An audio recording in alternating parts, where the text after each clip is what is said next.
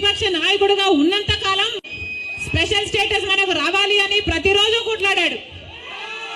నిరాహార దీక్షలు కూడా చేశారు. ప్రతిపక్షంలో ఉండగా అవిశ్వాస తీర్మానం ఏమా ప్రభుత్వం వాళ్ళు ఎవరైనా ఉన్నారు ఇక్కడ?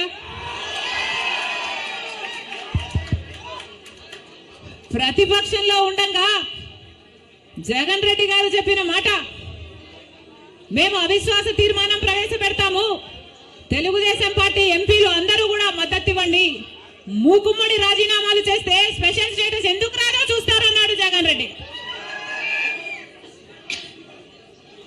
ఆఖరికి జగన్ రెడ్డి గారు ముఖ్యమంత్రి అయిన తర్వాత